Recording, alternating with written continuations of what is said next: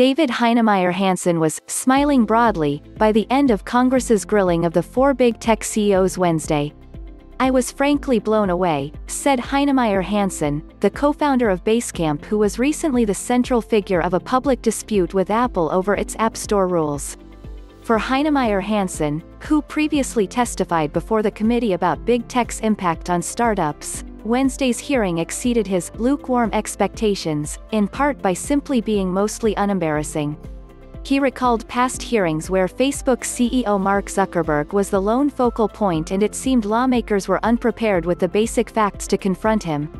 But at Wednesday's hearing featuring Amazon CEO Jeff Bezos, Apple CEO Tim Cook, Facebook's Zuckerberg, and Sundar Pichai, CEO of Google parent company Alphabet, many lawmakers centered their questions around the 1.3 million pieces of evidence the committee has collected in the past year of its probe.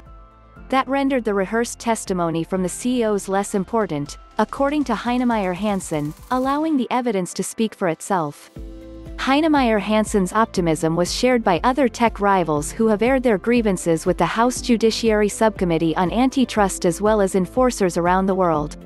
Google's most consistent opponent, Yelp SVP of Public Policy Luther Lowe, said the hearing was a seismic event. Lowe has been steeped in the debate over Google's competition practices for nearly a decade.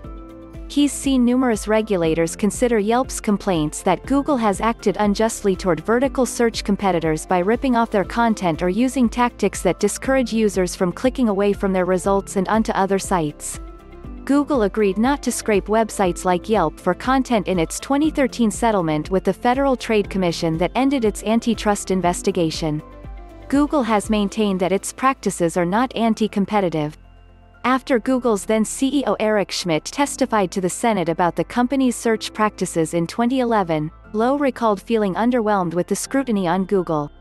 But this time, he said, there was a more informed focus on the antitrust issues at play.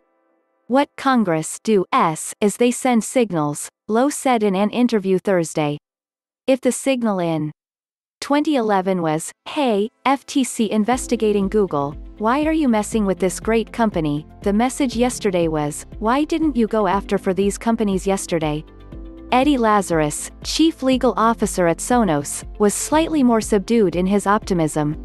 Sonos is currently suing Google for patent infringement and has claimed both Google and Amazon artificially lower prices on their smart speakers to edge out competing products like their own.